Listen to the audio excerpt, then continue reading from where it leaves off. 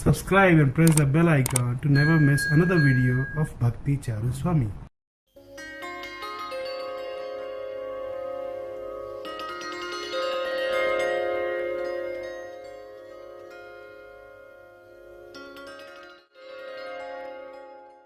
नमः ओम विष्णुपदाय कृष्णकृष्णाय भूतले श्रीमते भक्तिवेदांत स्वामी निधि नामिने नमस्ते सरस्वती देवे गौरवाचार्य निर्विशेष शून्यवादी पाश्चात्य।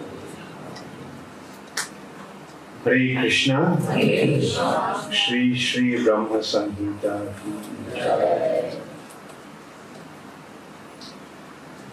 तो ब्रह्म संहिता पहले 2 दिन जो हम चर्चा किए हैं याद है सब कुछ ना, क्या हमको फिर से बताना होगा? तो ठीक है, हम थोड़ा रिकैप कर लेते हैं।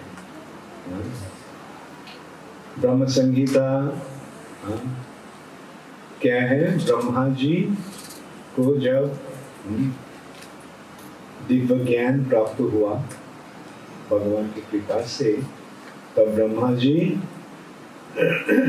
वृंदावन उपस्थित हो गए, वृंदावन पहुंच गए। तो वहां उनका जो कुछ दर्शन हुआ इसका वर्णन कर रहे हैं, करना शुरू किया। कैसे क्या देखा ब्रह्मा जी? वृंदावन ऐसी एक जगह है जो जगह चिंतामणि से बना है। वृंदावन तो एक वन है, लेकिन उस वन के सारे वृक्ष हैं कल्पवृक्ष। वृंदावन में बहुत सारे गाय और गोलोक हैं, गाय के लोग हैं। सारी जगह गाय से भरा हुआ है, गौ के लोग। तो सारे गाय हैं, सुंदरी गाय। और वहाँ बहुत सारे गोपियां हैं, और सारे गोपी जो श्रद्धा पूर्वक संभ्रम के साथ भगवान को सेवा कर रही हैं, वो सारी गोपियां हैं लक्ष्मी देवी। लक्ष्मी सहस्र शत संभ्रम से, और वहां उनको भगवान को दर्शन हुआ। कैसे? एक नव किशोर, यद्यपि वो है आदि पुरुष, लेकिन उनको देखने में कैसा लगता है? 15-16 साल के लड़का जैसा। और बांसुरी बजा रहे हैं। और वो व्यक्ति, वो पुरुष इतना सुंदर है कि करोड़ों कामदेव उनके द्वारा मोहित हो गए। जो एक कामदेव सारा जगत को मोहित करके रखा है, वैसे करोड़ों कामदेव उनकी वो रूप दर्शन करके मोहित हो गए। कंदर्प कोटि कमनीय विशेष शोभा। और वो व्यक्ति कौन है? यद्यपि वो एक है, वो सारे जगत को सृष्टि किया। जहां अगणित ब्रह्मांड है, वो एक पशु रचयितुं जगदंड। जगदंड का मतलब है ब्रह्मांड। करोड़ों ब्रह्मांड, करोड़ों भी नहीं, अगणित ब्रह्मांड। सारे ब्रह्मांड के सारे जगत को सृष्टि कौन किया है? कोई एक परम पुरुष है। और उनको प्राप्ति इतना दुर्लभ है कि सारे वेदों में भी उनको प्राप्त होना, मतलब सारे वेदों को अध्ययन करके वेदों को समझने के पश्चात भी उनको प्राप्ति संभव नहीं है। वेदेषु दुर्लभ, लेकिन अदुर्लभ मात्र अपने भक्तों के लिए बहुत ही सरल सहज उपाय से भक्तों को प्राप्त होते हैं। वो व्यक्ति इतना ही दुर्लभ है कि मुनिगण, केवल मुनिगण नहीं, श्रेष्ठ मुनिगण, मुनि पुंगवाना। पुंगव शब्द का अर्थ क्या होता है? श्रेष्ठ। जैसे नर पुंगव, नर का मतलब है मनुष्य, मनुष्य में जो श्रेष्ठ हैं उनको नर पुंगव कहा। वैसे मुनियों में से जो श्रेष्ठ हैं उनको मुनि पुंगव कहा। और वो सारे मुनिगण, मुनि पुंगवगण, श्रेष्ठ मुनिगण जो मन की गति से भ्रमण कर सकते हैं। वायुरथापि मनुष्यो मुनि पुंगवा। उनके लिए भी करोड़ों करोड़ों साल तक चलते हुए भी, भ्रमण करते हुए भी उनके चरण कमल के नख तक भी पहुंच नहीं पाते। पंथास्तु कोटि सदवत्सर संप्रदम्यो वायोरथापि मनुष्यो मुनि पुंगवा। सुपस्ति जत प्रपन्न विचिंत तत्ते, जो उनको प्राप्त होना हो नहीं सकते हैं। वो है परमेश्वर भगवान जो वृंदावन में, गोलोक में विराज करते हैं। और हम लोग जो कुछ प्राप्त होते हैं, चाहे कितने भी बड़े पोजीशन हमको मिलता है, जैसे राजा के पद, सम्राट के पद, इंद्र के पद, यानी ब्रह्मा तक, ये सारे आसन, आसन का मतलब पोजीशन, और वैभव, ये जितने सारे हमको मिलता है उन्हीं की कृपा से सबको मिलता है। उनकी भावना से जब हम भावित होते हैं तो उनकी कृपा से हमको सब कुछ, सारे बड़े बड़े पद मिलता है। उनकी शक्ति के द्वारा हम प्रभावित होकर असंभव को संभव कर सकते हैं। ऐसे उनके वर्णन करने के पश्चात वर्णन हो रहा है उनके दर्शन संभव है। हाँ, कब होता है, कैसे होता है?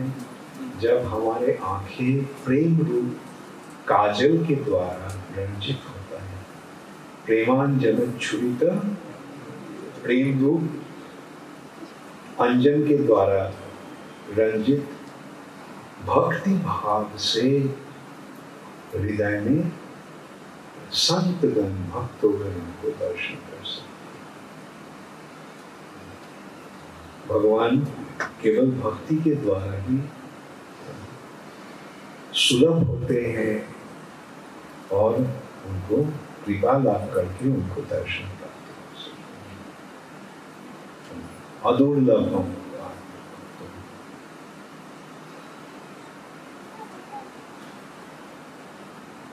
ये परमेश्वर भगवान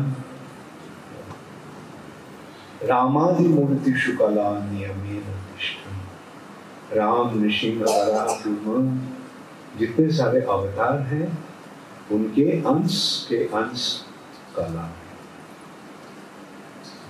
कला नियमेन तिष्ठन्। भागवतम में भी ऐसे वर्णन हुआ है, एते चांशो कला पुंस कृष्णस्तु भगवान स्वयं। ये सारे अवतारगण जो हैं सब भगवान के अंश और अंश के अंश कला है, लेकिन कृष्णस्तु भगवान स्वयं, स्वयं भगवान है श्री कृष्ण।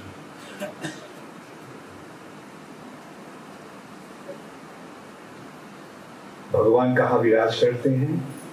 गोलोक में। गोलोक का मतलब है क्या है? गौलोक, गाय के लोक। ये एक बहुत बहुत इम्पोर्टेंट विचार है। गाय क्यों हमारे लिए इतने जरूरी है? हम देखते हैं गाय गाय जैसे और कोई जानवर है? जो कुछ नहीं लेते हैं बल्कि कितने कुछ देते हैं। गाय क्या लेती है?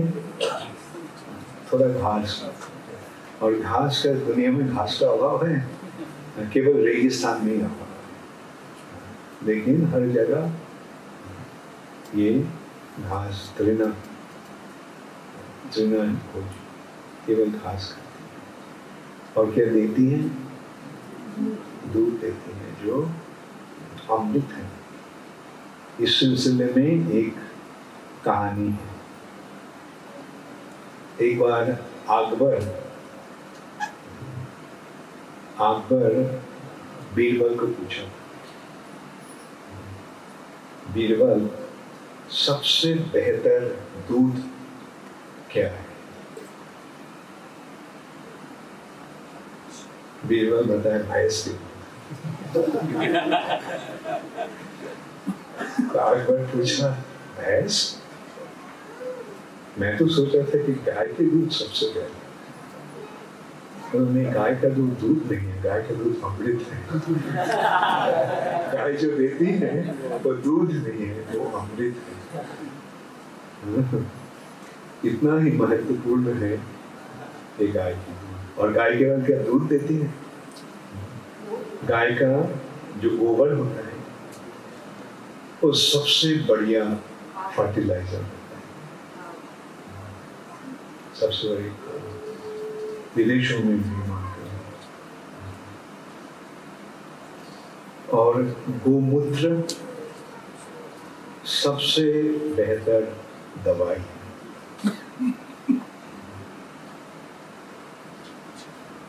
गाय के रोम रोम में देवता बन रहते हैं, और गाय के शरीर में सारे देव देवियां हैं।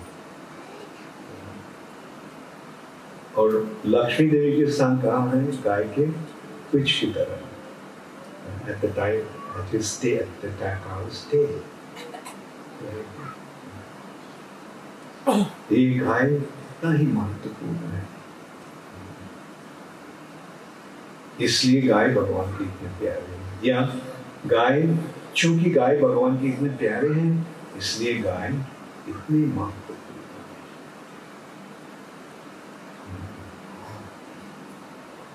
तो गोलोक में भगवान विराज करते हैं, रहते हैं। गोलोक, गाय के लोक। हम अगर सोचते हैं कि पृथ्वी है मनुष्य लोक, मनुष्य के स्थान है ये पृथ्वी, और वो जगह गाय के लिए। और वहां जो रहते हैं उनकी ऑक्यूपेशन क्या है? गाय को रखवाला, ग्वाल, गोप और गोपी। उनका केवल ऑक्यूपेशन एक ही है, गाय को देखभाल करना।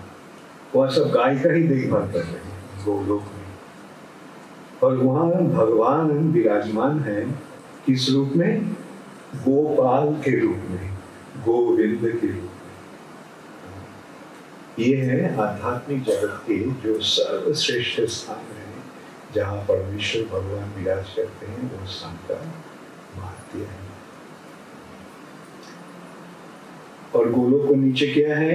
एकदम नीचे है ये भौतिक जगत, जो देवी की स्थान है, माया की स्थान है, महामाया की स्थान। स्थान मतलब महामाया रखवाली। गोलोक नामने निज धामनी तले च तस्य, उसके नीचे देवी महेश्वर परिधाम।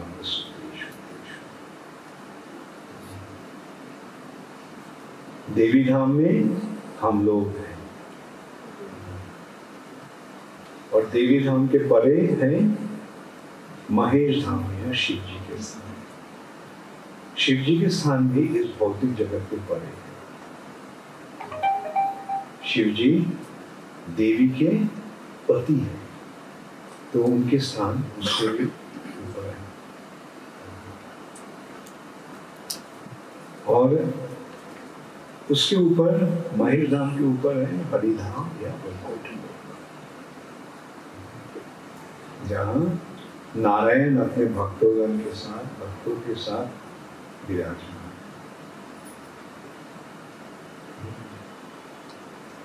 देवी महेश हरिधाम तत्पश्चात वर्णन हो रहा है। देवी क्या करती है? सृष्टि स्थिति प्रलय साधन शक्ति। ये जो जगत है, यहाँ इस जगत का सृष्टि होता है, पालन होता है और विनाश होता है। ये जगत का ही सृष्टि होता है और विनाश होता है, प्रलय होता है। इसके ऊपर जो जगत है उसका प्रलय नहीं होता है। महेश धाम का, शिव जी का स्थान का प्रलय नहीं होता है। और तो उसके ऊपर जो वैकुंठ धाम है उसका भी प्रलय नहीं होता, नित्य। सृष्टि स्थिति प्रलय साधन, ये सृष्टि स्थिति और प्रलय को साधन करने वाली कौन है? देवी। सृष्टि स्थिति प्रलय साधन शक्ति। और देवी कौन है? महामाया कौन है? छाये वजस्य भुवनानि विभक्ति दुर्गा। और वो दुर्गा क्या करती? इच्छानुरूपम अभिजस्य च चेष्टते। उनकी जितने सारे कार्य हैं वो भगवान की इच्छा के अनुसार ही होते हैं, खुद कुछ नहीं कर पाते। अच्छा, इसका मतलब क्या है? कोई अपना इच्छा नहीं है, कैसी बात है?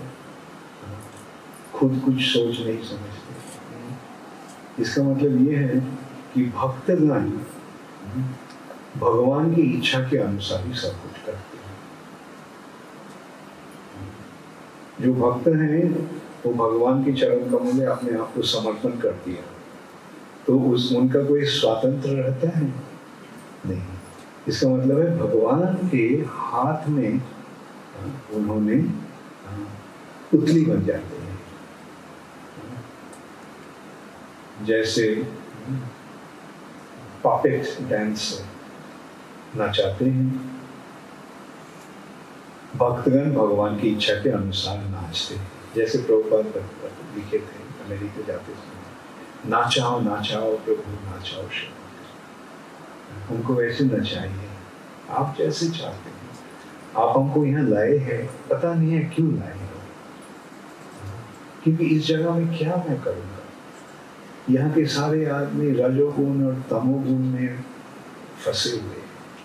भगवान के बारे में न तो कुछ जानकारी है, न तो जानने का इच्छा भी है। ये भौतिक जगत को आस्वादन करने के लिए, भौतिक जगत को एक्सप्लॉइट करने के लिए सब मगन है। ये लोग क्या मेरा बातें सुनेंगे?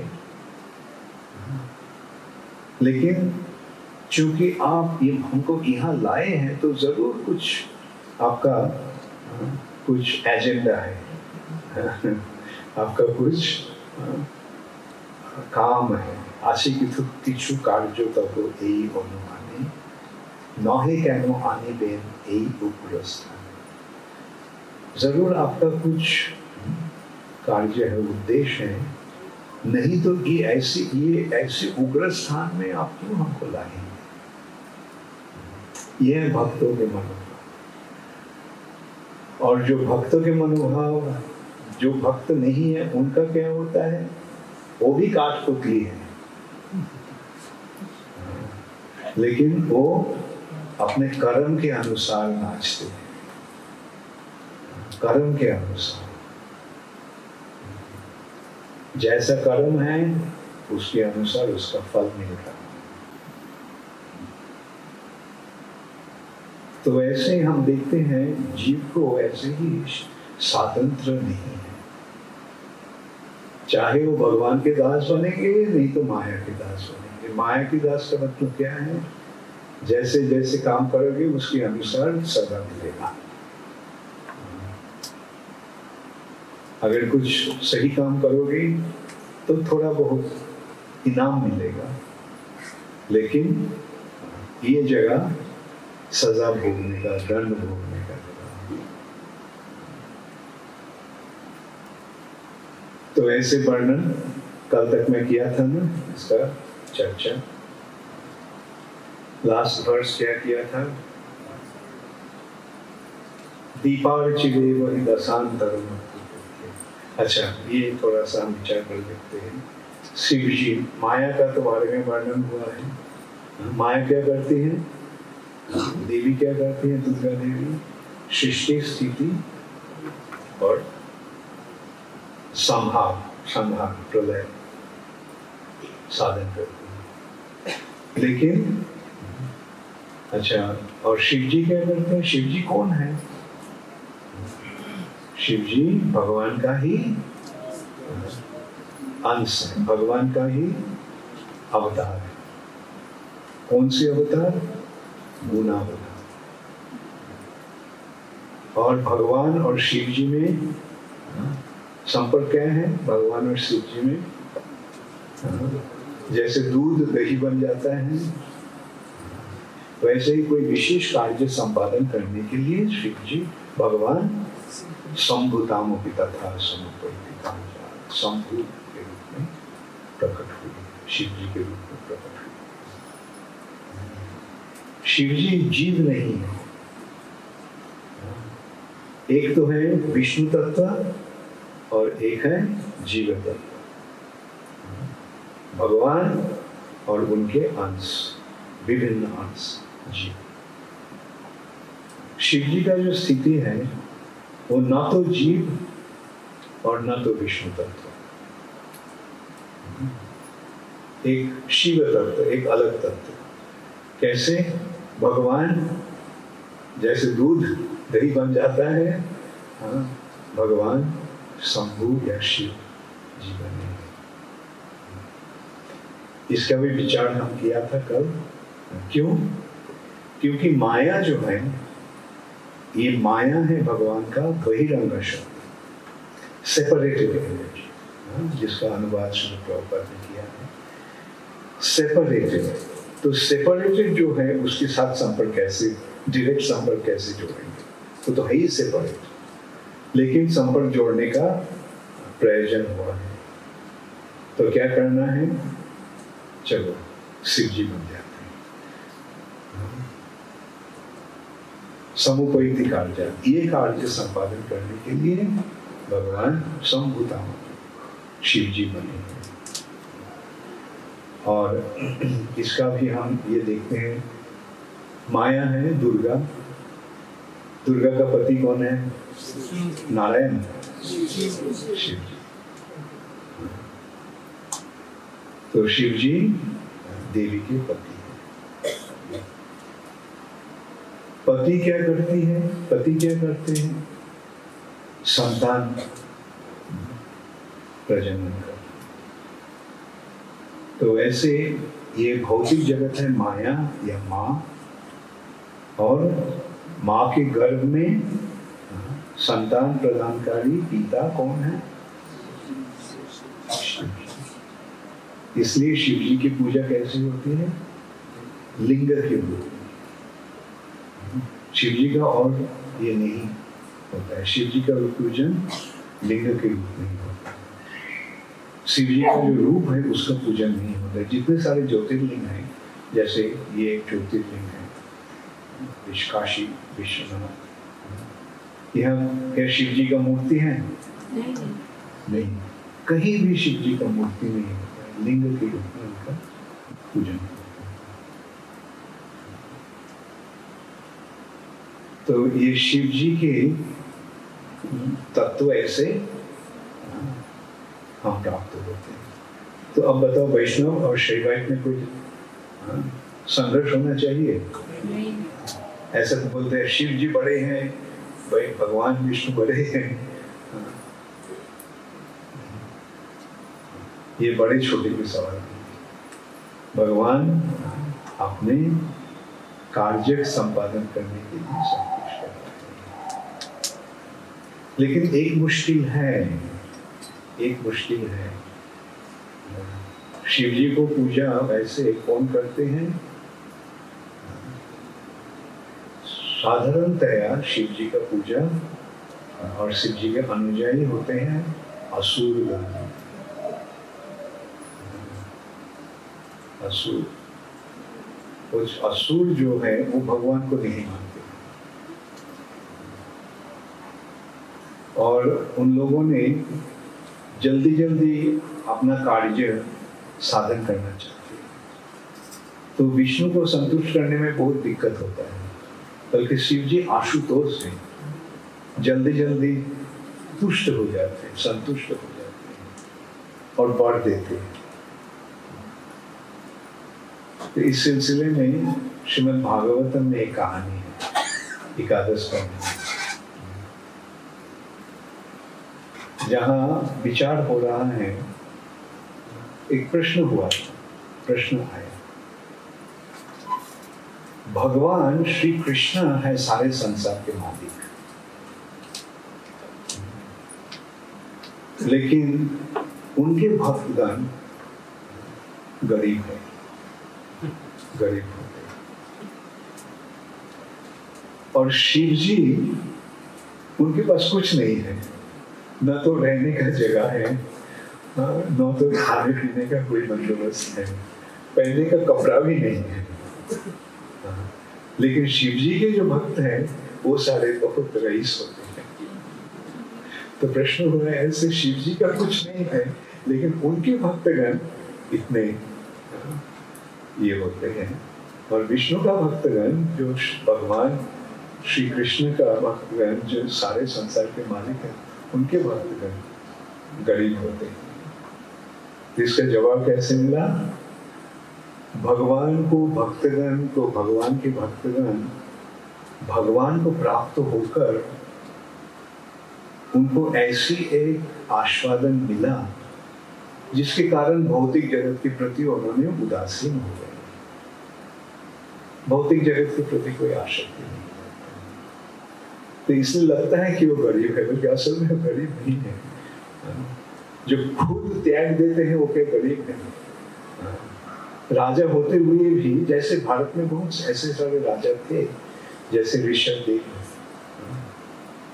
थे, सारे भूखंड के मालिक, ससागर सागर सहित ये समग्र भूमंडल के राजा, लेकिन सब कुछ त्याग दिया। मतलब सब कुछ छोड़ के अपने पहले पुत्र, 100 पुत्र था, भरत महाराज थे पहले पुत्र, उनके पास ये राज्य भाग करके निकल गए। नंगा घूमते हैं, तो देख के कैसा लगेगा? ऐसा लगता नहीं था कि पागल है, ये पागल है। लेकिन देखो राजा थे। वैसे भरत महाराज भी सब कुछ छोड़ के चले गए थे जंगल भगवान की ध्यान करने के लिए। तो ये है विष्णु भक्तों का लक्षण। और शिव जी के पास कौन जाते हैं? जो इस भौतिक जगत को भोग करने के लिए शिव जी के पास वर मांगने के लिए जाते हैं। इस सिलसिले में एक कहानी, एक दृष्टांत दिया गया है। एक असुर था जिसका नाम था ब्रिकासुर। ब्रिकासुर शिव का भक्त था। कैसी भक्ति? अपना मांस काट काट के आग में डाल, वो नमक शिवाय, नमक शिवाय। शिव जी नहीं आया। अंत में एकदम अपना सर काट के देने वाला था, तो शिव जी आ गए। क्या चाहते हो, क्या हुआ? ऐसे कठोर तपस्या कर रहे हो तो बताया, हमको एक बड़ चाहिए। कैसी बड़? जिसके सर के ऊपर मैं हाथ रखूंगा उसका सर टूट जाएगा, 1000 खंड। तो ऐसे बड़, ठीक है, चलो तथास्तु, ऐसे ही तो पूछा, ये बन ये ना होगा तो जरूर। तो ठीक है, मैं एक्सपेरिमेंट करके देखता हूँ आपके सर पे। तो शिव जी मुश्किल में पड़ गए और भागा वहां से, और बृकासुर भी उसके पीछा करने लगा। तो जगह जगह में जाकर अंत में भगवान के पास आया। देखो एक मुश्किल हो गई, ये मेरा पीछा कर रहे हैं, मैं हम पे बड़ मिला है कि जिसकी सर पर हाथ रखेगा उसके सर खंड खंड हो जाएगा, तो वो हम पर एक्सपेरिमेंट करना चाहते हैं। तो भगवान बोला ठीक है। तो भगवान एक छोटा सा बच्चे का रूप ले लिया और बृकासुर तोड़ रहा है तेज। अरे अरे ऐसे क्यों तोड़ रहे हैं? हाँ देखो, शिव के पास हमको एक वर मिला है कि उसके सर, जिसके सर पर हाथ रखूंगा सर खंड खंड हो जाए। तो मैं एक्सपेरिमेंट करना चाह रहा हूँ कि वो भाग रहा है, हमको एक्सपेरिमेंट करने को नहीं दे रहे हैं, तो इसलिए मैं मुझसे पीछे जा रहा हूँ। शिव जी वर दिया ऐसे वर करके कोई दे सकता है? तुमको पता नहीं है, दक्ष जगह में शिव जी का एक शाप मिला था कि वो और कभी कोई किसी को वर दे नहीं सकेगा। तब से वर देने का क्षमता उसको नहीं, हो तुमको एकदम धोखा बनाया, तुमको एकदम बेवकूफ बनाया। रखो ना अपना हाथ अपना सर पे रख के देखो ना क्या होता है। नहीं होगा। असल में क्या हुआ, भगवान की माया के द्वारा मोहित होकर वो अपना हाथ अपने सर पे रख दिया और सर खंड। तो ये है शिव जी के जो अनुयायी भक्त, तथाकथित भक्त, सो कॉल्ड, अपने कोई कार्य हासिल करने के लिए ऐसे शिव जी के भक्त बनते हैं, लेकिन उनमें शिव जी के प्रति न तो कोई भक्ति है, न तो कोई सरेंडर, समर्पण।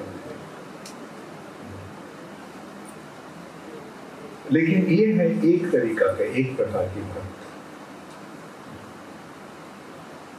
शिव जी का भक्त भी दो तरीके का होते हैं, एक ऐसे लगाते हैं और एक ऐसे लगाते हैं। जो ऐसे लगाते हैं उनके बारे में कुछ कहना नहीं चाहता हूँ लेकिन जो ऐसे लगाते हैं वो शिव जी को वैष्णव के रूप में देखते हैं। उनके पता है शिव जी असल में कौन है, वैष्णवा नाम जाता है। और शिव जी के पास वो भी कुछ मांगते हैं, लेकिन क्या मांगते हैं? कृपा करके कृष्ण भक्ति प्रदान कीजिए, कृपा करके भक्ति प्रदान कीजिए, ताकि हम कृष्ण के सेवा में एकदम अपने आप को समर्पण कर सकें। ये है सही शिव।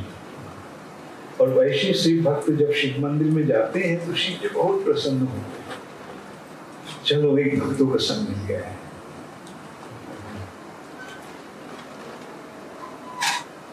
और ये है शिव जी के।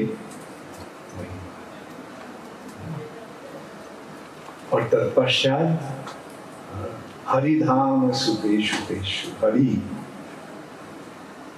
दीपार्चिदेव हि दशांतरम अप्रुपेत्य। अवतारगण कौन है? भगवान का ही प्रकाश। जैसे एक दिया से दूसरा दिया जलाया जाता है, और दिया जब जल जाती है तब उस दिया में भी समान शक्ति रहता है, समान ज्योति, समान ताप रहता है। तो ऐसे ही जो भगवान के जो अवतार गण हैं वो सब भगवान से अभिन्न है। तो समझ गए, जीव तत्व, शिव तत्व और विष्णु।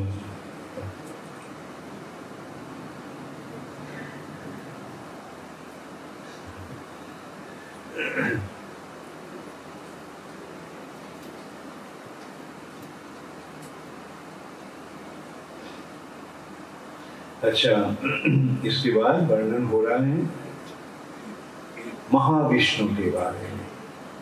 जा कारणर्णव जले भजति स्म जोगा निद्राम अनंत जगदंत स्वरूप आधार शक्तिम अवलंब परां सुमूर्ति गोविंदम आदि पुरुषम तमाम भजामि। विष्णु, विष्णु कौन है? विष्णु जब भगवान जब इस भौतिक जगत को सृष्टि करने में युक्त होते हैं तब भगवान विष्णु के रूप में होते हैं। विष्णु, पहले विष्णु कौन है? महाविष्णु, जो कारण सागर में रहते हैं।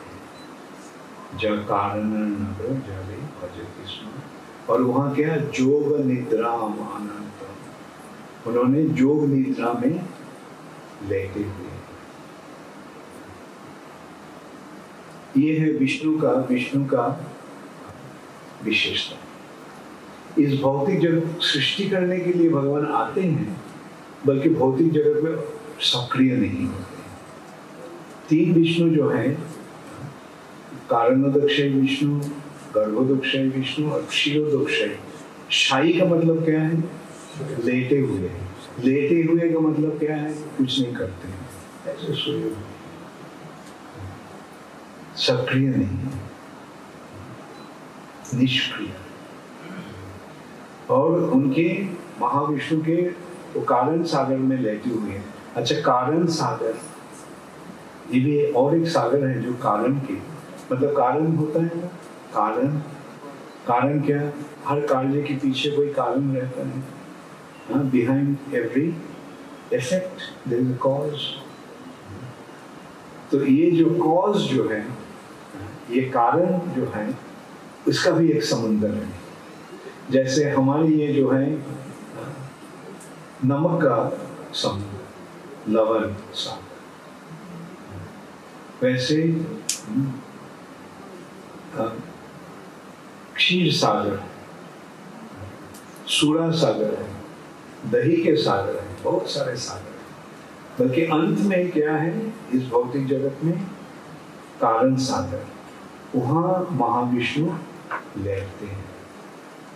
और पानी के नीचे जब हम बुदबुदा लेते हैं तो क्या होता है? पानी के नीचे जब हम श्वास फेंकते हैं तो क्या होता है? बुदबुदा निकलता है। तो वैसे ही महाविष्णु कारण सागर में लेटे हुए जब श्वास लेते हैं, उसके श्वास के कारण बुदबुदा निकलते हैं। और एक एक बुदबुदा है एक एक ब्रह्मांड। और भगवान क्या केवल हम क्या केवल नाक से और मुंह से ही श्वास लेते हैं? नहीं, रोम रोम से हम श्वास लेते हैं। रोम, भगवान के रोमकूप से भी ब्रह्मांड निकल रहा है। ज कारणर्णव जले भजति स्म जोगा निद्राम अनंतम अशेष, और निद्राम अनंतम जगदंड सरोमकूप। रोमकूप से जगदंड मतलब ब्रह्मांड। तो इस सिलसिले में एक विचार भी है, ब्रह्मांड कितनी है? मैं बोला ना पहले कि करोड़ों करोड़ों ब्रह्मांड है, लेकिन करोड़ों करोड़ों भी नहीं। देखो भगवान का शरीर क्या सीमित है? ये असीम है। भगवान का शरीर असीम है। तो असीम शरीर में कितने रोमकूप हैं? असीम रोमकूप। तो रोमकूप से जो ब्रह्मांड निकलते हैं उसकी संख्या कितनी है? असीम। तो ये जगत भी असीम है, ये भौतिक जगत भी असीम है।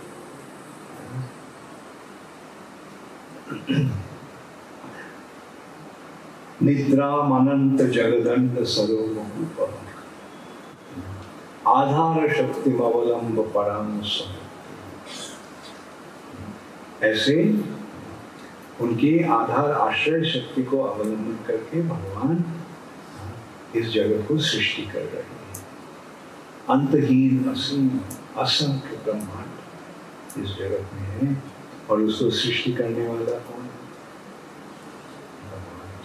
जो गोविंदम आदि पुरुषम। भगवान श्वास लेते हैं, जस्वैक निश्चित कालम अथावलंब जीवंती लोम बिलजा जगदंड नाथा। जगदंड का मतलब क्या, मैं पहले बताया था। जगदंड का मतलब है ब्रह्मांड, और जगदंड नाथा मतलब ब्रह्मांड के नाथ कौन है? ब्रह्मा। और ब्रह्मा जी के आयुष्काल कितने तक है? हमारे विचार तो हमको पता है ना। ब्रह्मा जी का 1000 चतुर्युग से ब्रह्मा जी का एक दिन होता है। इस विचार से 1000 चतुर्युग, सत्ययुग, त्रेतायुग, द्वापर युग, कलियुग, 1000 साल चतुर्युग से ब्रह्मा जी का एक दिन होता है। उस हिसाब से महीना, साल, 100 साल तक ब्रह्मा जी जीते हैं। ये तो हमारा विचार है। और उस तरफ से जब विचार करते हैं तो क्या होता है? जश्य का निश्चित कालम अथावलंब जीवंती। जीवंती मतलब जीते हैं, जिंदा रहते हैं। कौन? जगदंड नाथा, ब्रह्मांड के नाथ है ब्रह्मा जी। एक श्वास तक। जश्य एक निश्चित, निश्चित मतलब श्वास। भगवान की एक श्वास ब्रह्मा जी का जीवन, उतना तक जीते।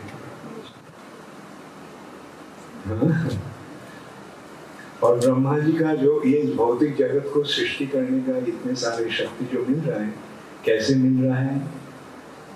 भाष्वान जथास्म शकलेषु निजेषु तेज स्वीयं कियत् प्रकटयत् तत्र ब्रह्मा ज एष जगदंड विधान कर्ता गोविंदम आदि पुरुषम तमहं भजामि।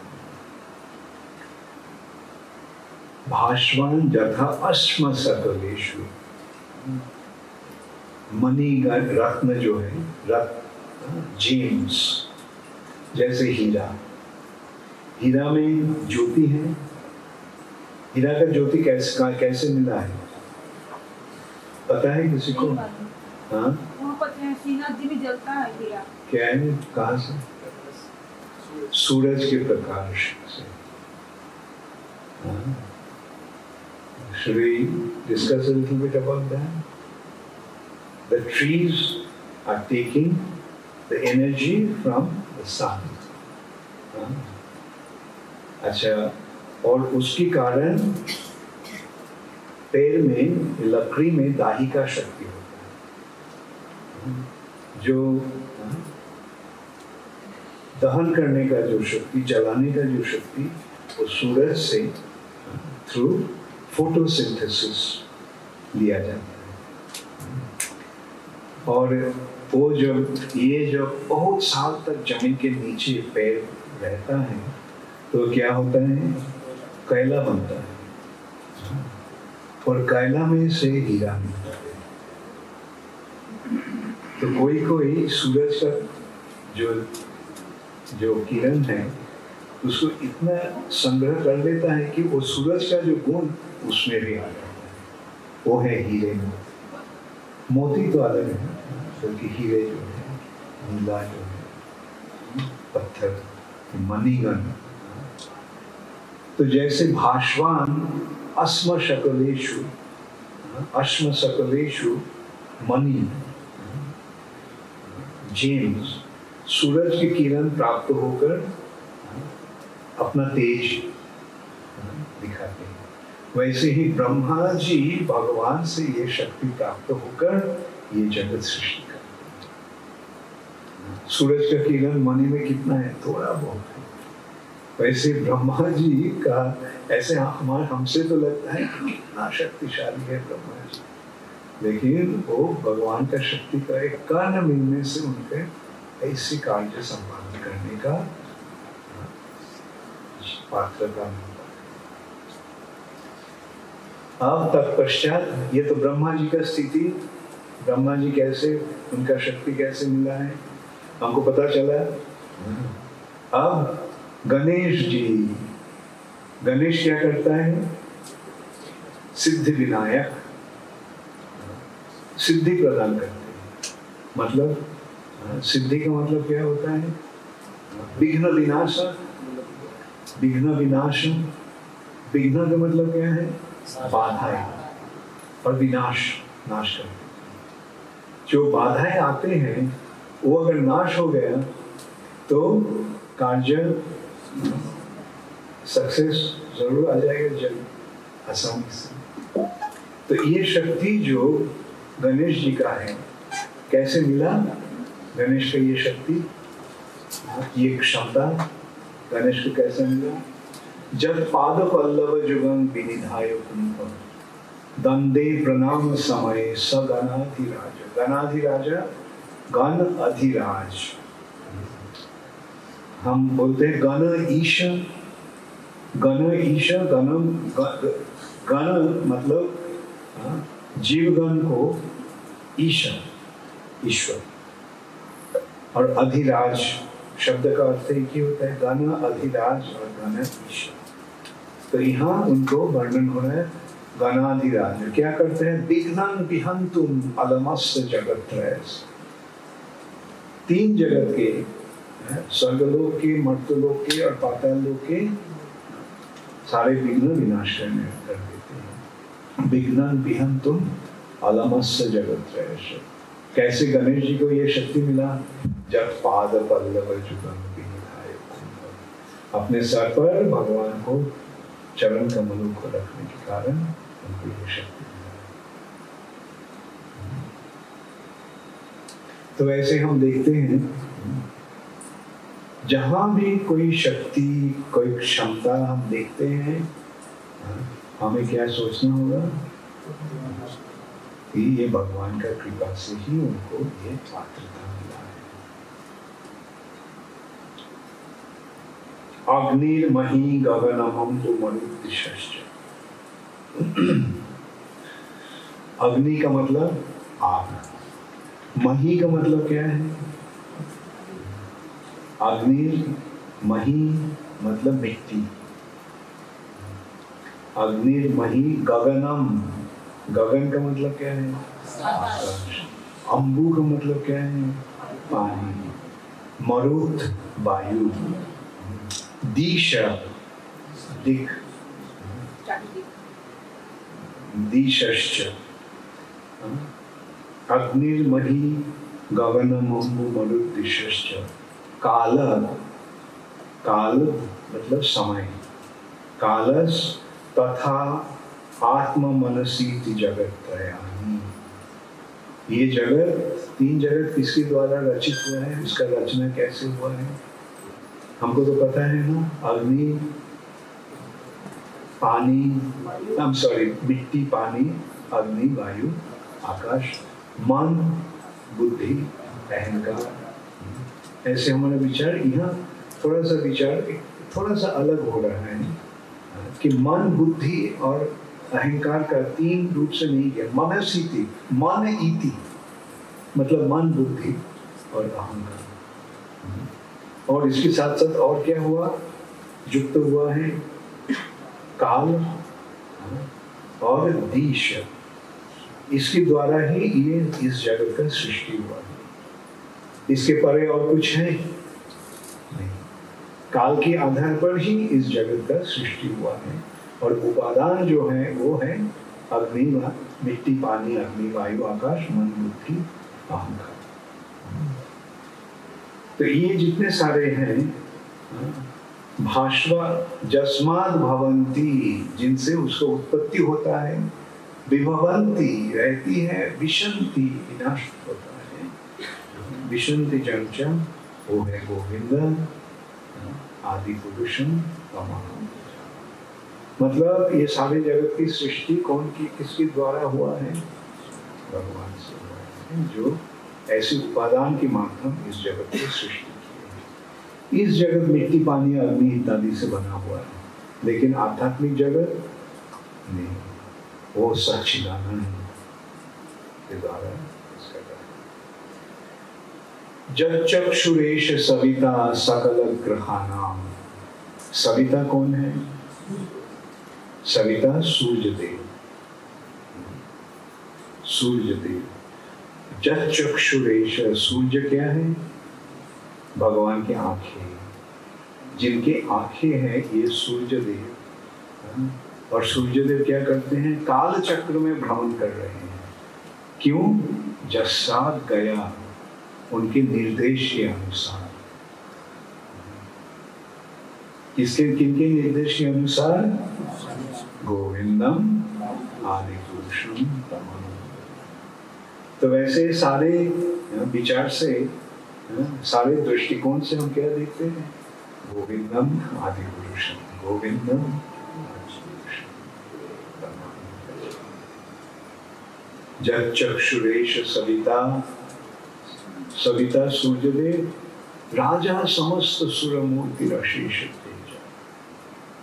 समस्त ग्रहों के राजा हैं और भगवान की आंखें हैं और उनका तेज है असीम, अशेष तेज। उन्होंने जस्सा किया, इनकी आज्ञा से वो है गोविंदम आदि। तत्पश्चात धर्म अथ पाप निचय स्तुतय स्तपांशी ब्रह्मादि कीट पतगाप भयश्च जीवा जब तत्र मात्र विभव प्रकट प्रभावा गोविंदम आदि पुरुषम तमः। धर्म का मतलब क्या है? धर्म भगवान के निर्देश के अनुसार जो कार्य वो है धर्म। धर्म है भगवान के दिया गया कानून। भगवान जो कानून देते हैं वो है धर्म। उस कानून के अनुसार जब हम कार्य करते हैं तो वो है पुण्य, सही काम। और उसका कानून तोड़कर जो होता है वो क्या है? पाप। धर्म तो पाप निचय श्रुतय स्तपांशी ब्रह्मादि कीट पतगावधयश्च जीवा। ब्रह्मा से लेकर जो क्षुद्र जीव सबको ही ये जो कानून और ये जो अरेंजमेंट भगवान किया है, कर्म के अनुसार फल भोगना, सबको भोगना पड़ता है। इस भौतिक जगत में ब्रह्मा जी से लेकर सबको ही अपने कर्म के अनुसार फल भोगना पड़ता है। जब तत्र मात्र विभव प्रकट प्रभाव। अच्छा, इसको अनुवाद हम देख लेते हैं।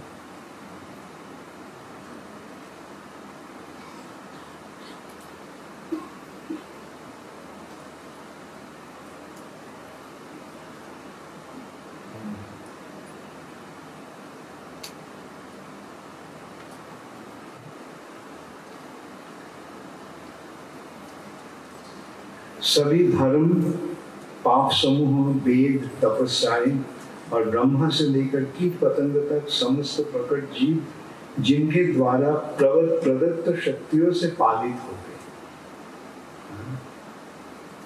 किनकी शक्ति से पालित होते हैं और किस क्रम से होता है? ये धर्म के अनुसार। धर्म को मानने से, भगवान को स्वीकार करने से जो कार्य है, भगवान को स्वीकार करके जो कार्य है वो है धर्म, वो है पुण्य। और पाप निचय, वो विरोधी जो काम है वो है पाप।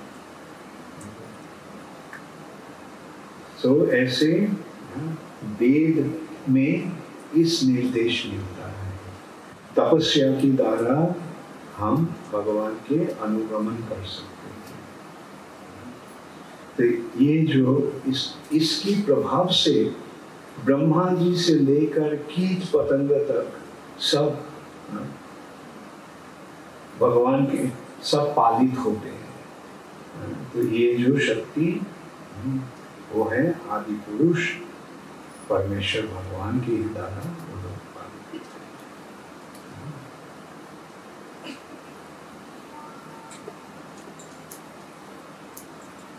जस्तीन्द्र गोपमथवेन्द्र महस्सकर्म बंधान रूप फल भाजन मातनोति कर्माणि निर्दहति किंतु च भक्ति भाजा गोविंदम आदि पुरुषम तमाम भजा। इंद्रगोप है एक और छोटे से कीड़े, इंद्रगोपम, जस्तीन्द्र गोपम अथवेन्द्र महस्सकर्म बंधन रूप फल भाजन आत्म, अपने कर्म के फल के अनुसार अपने सब उसका फल प्राप्त हो रहे, अपने कर्म के अनुसार सबको फल मिलता। इसका आयोजन किसके द्वारा हुआ है? गोविंदम आदि पुरुषम। जं क्रोध काम सहज प्रणयादि भीति वात्सल्य गुरु गौरव से प्रभावी संचिंत तस्य सदृशी तनुमापुरेति गोविंदम आदि पुरुषम।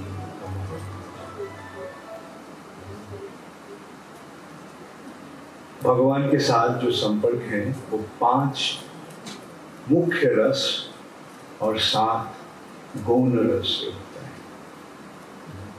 5 मुख्य रस क्या है? शांत, दास्य, सख्य, वात्सल्य। और 7 गौण रस के तरह क्या होता है? हास्य, अद्भुत, वीर, रौद्र, विभत्स, भयानक और करुण। तो ये 12 रस जो है, जैसे क्रोध एक रस है, हास्य, अद्भुत, वीर, रौद्र। रौद्र जो है रस, उसकी वो क्रोध के रूप में प्रकाश होता है। क्रोध, काम, काम, सहज प्रणय आदि भीति, भीति, प्रणय, प्रीति, वात्सल्य रस, मोह, गुरु गौरव से प्रभाव। ये जितने सारे रस है, संचिंत तस्य, ये रसों के द्वारा जो भगवान को सेवा करते हैं, भजन करते हैं, सेवा करते हैं, भक्ति करते हैं, तदृशी तनुमापुरेति, भगवान की जैसे शरीर उनको मिल जाता है। भगवान के शरीर कैसी है? सच्चिदानंद स्वरूप। तो वैसे भक्ति के द्वारा ये रसों की माध्यम जो भक्ति अनुशीलन होता है, भक्ति संपादन होता है, उसके फल स्वरूप भगवान जैसे सच्चिदानंद स्वरूप जीव प्राप्त हो सकते हैं, जिनकी कृपा से वो गोविंदम आदि पुरुषम।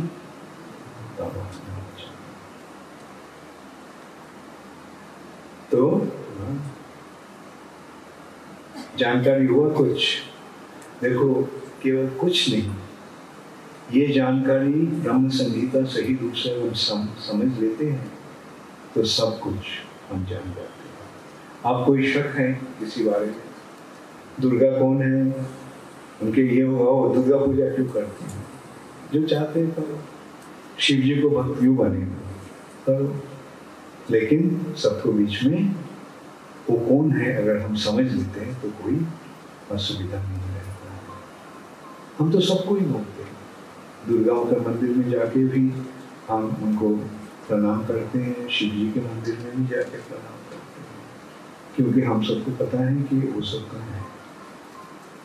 गणेश के पूजा जब होता है उनके साथ साथ हम भी उनको पूजा करते हैं, क्योंकि हमको पता है वो सब कौन है, गणेश कौन है। जब गणेश को देखते हैं तो हम कैसे सोचते हैं? गणेश के सर पर भगवान के चरण कमल रखे हुए हैं। गणेश भगवान के चरण कमल अपने सर पर रख के अपना कार्य कर रहे हैं। देवी भगवान की इच्छा के अनुसार काम कर रहे हैं।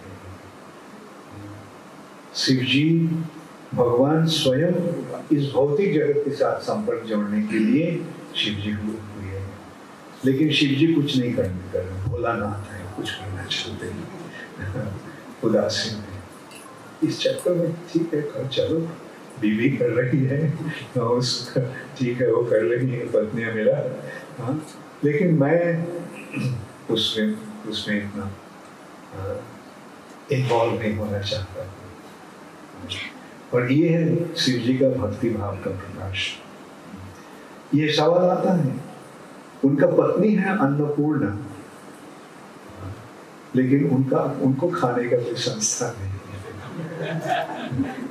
उनका पत्नी है सारे जगत के मालिक, बल्कि उनका रहने का कोई जगह नहीं है।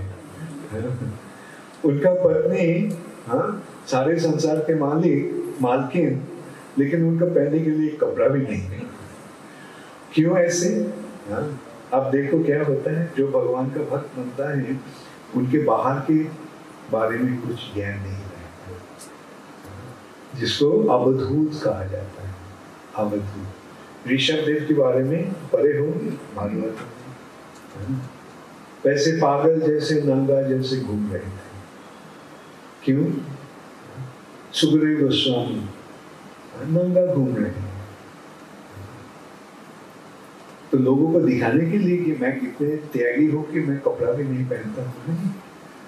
बाहर का कोई चेतना उनका नहीं है, बाहर क्या हो रहा है चिंतन नहीं है, क्योंकि अपने दिल में संत सदैव हृदयेषु विवर्तयन्ति, अपने हृदय के अंदर भगवान को दर्शन करके इतने ही मशगूल हो गए हैं कि बस और कोई चेतना नहीं बाहर।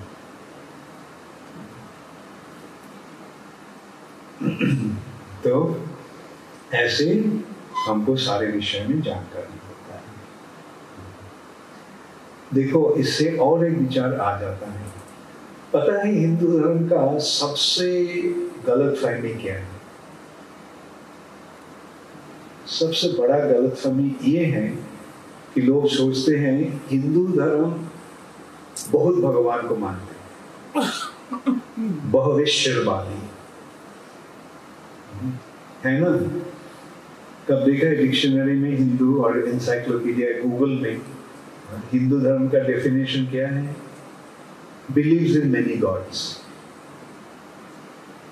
लेकिन असल में हिंदू धर्म क्या बहुत भगवान को मानते हैं? नहीं, दोष ये है, विशेषता ये है, देव देवी और भगवान। ये ब्रह्मांड के जो विभागे हैं, डिफरेंट डिपार्टमेंट्स हैं, उनको रखवाले जो हैं, इंचार्ज हैं, वो है देव देवी। जैसे ये ब्रह्मांड में पानी डिपार्टमेंट है, पानी डिपार्टमेंट है, पानी डिपार्टमेंट का इंचार्ज कौन है?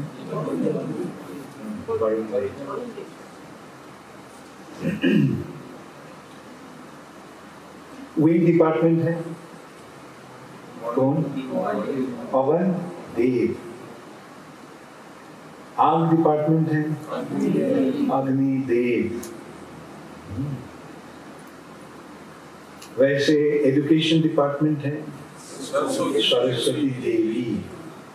फाइनेंस डिपार्टमेंट है लक्ष्मी देवी। कुबेर है बैंकर,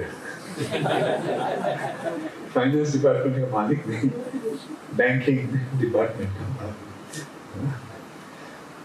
तो ये सारे ब्रह्मांड के जो विभागे हैं, उसको जो इंचार्ज है वो है देव देवी, है ना।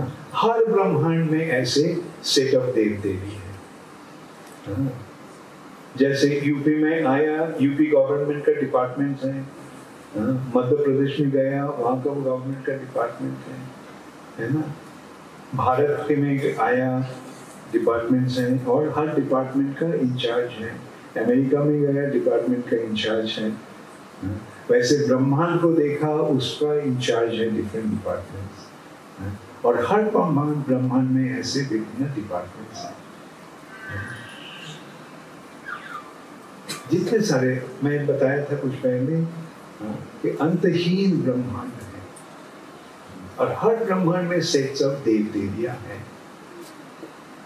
तुम और कोई ब्रह्मांड में जाओगे, देखोगे वहां भी पवन देव है, वरुण देव है, इंद्र देव है, चंद्रदेव है, अग्निदेव है, सरस्वती देवी है, लक्ष्मी देवी है सब। लेकिन सारे संसार को सृजन करने वाला कौन है? तो देव देवी और भगवान में कोई अंतर है? देव देवी अनेक हैं, लेकिन भगवान कितने हैं? एक है। तो हिंदू धर्म क्या बहुत बहुत बहुत भगवान को मानते हैं? ये एक भगवान को मानते हैं। बल्कि आजकल क्या हो रहा है, सब हिंदू लोग बोलते हैं कि हम बहुत, उनमें कोई अंतर नहीं है। दुर्गा, काली, शिव, गणेश, नारायण, विष्णु सब एक। चलो डेमोक्रेसी हो और केवल कम्युनिज्म होना बाकी है। हिंदू धर्म का ये बड़ा गलत फहमी है और इसको सुधार कौन रहे हैं? मैं तो बोलूंगा इस्कॉन केवल सुधार रहे हैं, सही ज्ञान केवल इस्कॉन ही दे रहे हैं। तो बड़े बड़े पंडित हैं, उनको कुछ भी ज्ञान नहीं है। वैसे नाम है बड़े पंडित, बल्कि असल में बेवकूफ है सब। वेद का कुछ भी ज्ञान उनको नहीं है। वेद का असल उद्देश्य क्या है, उस बारे में कुछ भी ज्ञान उनका नहीं है। असल बात है ये, इसलिए हम बोलूंगा कि आप लोगों को जो ये ज्ञान मिल रहा है, इस ज्ञान को प्रचार करते रहे, सबको समझाइए। सब बेवकूफ बन गए हैं यहाँ। क्यों? क्योंकि असल ज्ञान उनको नहीं है। तो असल ज्ञान देना चाहिए सबको। और अगर आप इस्कॉन के साथ युक्त होना चाहते हैं तो ये कर्तव्य आपको पालन करना ही होगा। हरे कृष्ण। तो अब अंत में क्या हो रहा है, लास्ट श्लोक जिसका वर्णन पहले हो चुका है। श्रिया कांता कांत परम पुरुष। श्रिया, श्री का श्री कौन है? लक्ष्मी देवी। श्रिया है कांता। कांता का मतलब प्रेमिका। और कांत कौन है? परम पुरुष कृष्ण। वृंदावन में गोपियां कृष्ण को प्यार करते हैं, तो प्रेमिका है क्या? वो लक्ष्मीगण। गोपीगण कौन है? लक्ष्मी। पहले भी हम वर्णन किया है, विचार कर चुके हैं। लक्ष्मी सहस्र शतसंतम से प्रमाण।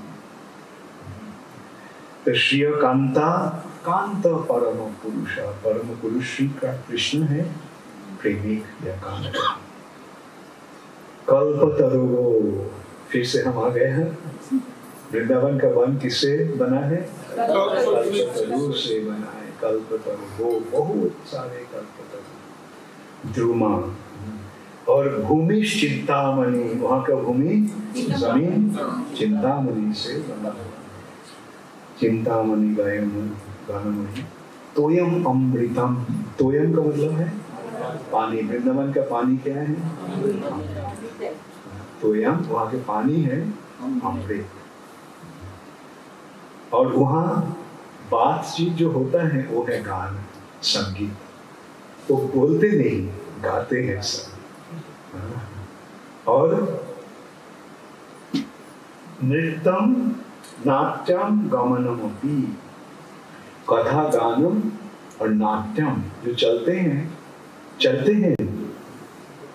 जब चलते हैं तो नाचते हैं। उनका नृत्य चलन है, नृत्य वहां का कथा है, गान संगीत। तो इस सिलसिले में एक विचार आता है, जहां कथा है गान या संगीत और गमन है नृत्य, तो वहां कृष्ण के बांसुरी का माधुरी कैसी है और रास नृत्य कैसी है, समझे? जहां गमन ही, चलना ही नृत्य है, तो वहां रास नृत्य जो हो रहा है वो कैसे नृत्य है? जहां कथा ही संगीत है, कृष्ण का जब कृष्ण बांसुरी बजाते हैं तो उसका सुर कैसे है? कथा गानम नाट्यम गमनम अपि बंसी प्रिय सखी। और वहां बांसुरी कृष्ण का प्रिय सखी है। चिदानंदम ज्योति, वहां की जो ज्योति है, ब्रह्म ज्योति, वो है चिद आनंद। वो ज्योति आनंद में, चिदानंद ज्योति, परमपि तदर्शत, वो सब उसको ये आस्वादन कर रहे हैं। सजत्र क्षीराब्धि शवती सुरभि पश्चात सुमना। सुरभि गायगन वहां दूध देकर, इतने दूध देते हैं कि ये दूध की सागर बन गया है। सजत्र क्षीराब्धि, क्षीर अवधि, क्षीर मतलब दूध और अवधि मतलब सागर। सजत्र क्षीराब्धि श्रवती, श्रवती मन देती है। सुरभि पश्चात सुमना। निमेषार्धा खोबा ब्रजति नहीं जत्राति समय। वहां समय आधा निमेष तक भी चलते नहीं है। कैसे संभव? यहां से हमको पता नहीं चलेगा, वहां जब जाएंगे तब पता चलेगा शायद। इसका मतलब क्या है? देखो यहाँ क्या है, यह समय क्या है, कैसी है? समय चल रही है। सा कहने के पहले ही बस सा चला गया। भविष्य से अतीत में चला गया। वर्तमान का भाव कहने के पहले ही बस अतीत में चला गया। तो यहाँ समय कैसा है? हर समय चल रही है। इसलिए ये है जगत गच्छति इति जगत, ये सब कुछ चल रहा है, बल्कि वहां समय चल नहीं रहा है। सब प्रेजेंट में फिक्स हो गया है, नित्य वर्तमान। देखो यहाँ वर्तमान नहीं है, बट जैसे मैं बताया वर्तमान के भाव कहने के पहले ही भविष्य से अतीत में चला गया। वर्तमान है, वर्तमान एक इम्प्रेशन है, लेकिन वहां नित्य वर्तमान, सब कुछ एकदम वर्तमान, और भविष्य और अतीत जो है वो एक इम्प्रेशन है। उस बारे में मैं कुछ कहना नहीं चाहता हूँ, क्योंकि हमको भी पता नहीं है। हमको भी नहीं, हमको बिल्कुल पता नहीं है। जैसे मैं बताया कि जगह अगर हम वहां जब जाएंगे तब शायद पता चलेगा कैसे। निमेषार्धा खोबा, निमेष का मतलब क्या है? आंखें को जो पत्ता गिरता है बंद होकर खुल जाते हैं, उसको निमेष का। अर्ध का मतलब आधा निमेष, वहां समय नहीं चलता। निमेषार्धा खोब्रा ब्रजति नहीं जत्राति समय। भजे श्वेत दीपं तमहं इह गोलोकम इति जन। उस श्वेत दीप नामक गोलोकों में भजन करता हूँ। दिगंतस्ते शंतक क्षितिदिगला चला, जिसके बारे में बहुत कम व्यक्ति को, महात्मा गण को केवल उस जगत के बारे में पता है।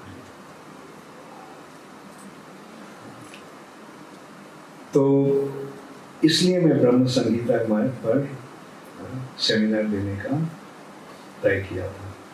कुछ फायदा हुआ? मैं तो सीधा पूछूंगा, हिंदू धर्म का मतलब क्या होता है? पता चला? हाँ, ये है असल। मुश्किल ये हो गया कि सब निराकारवादी बन गया।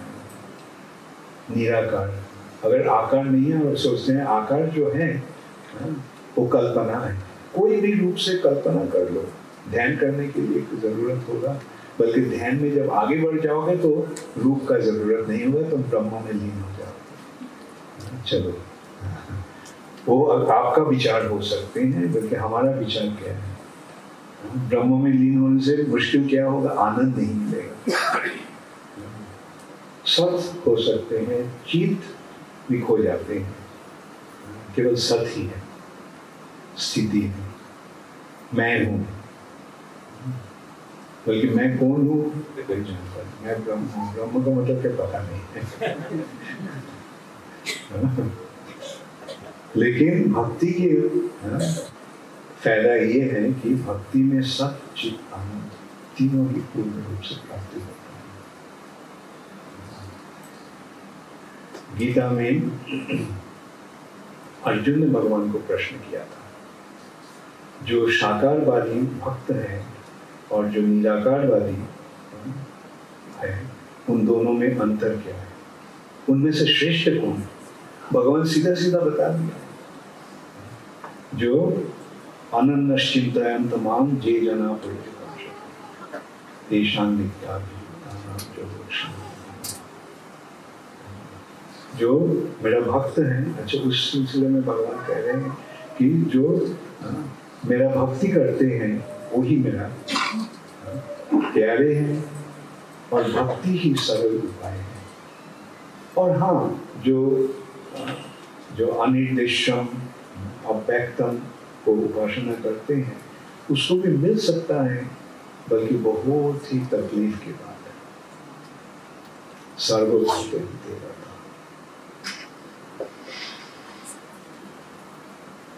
ओके, हरे कृष्णा। कोई प्रश्न है किसी को? यस, जी बोलिए।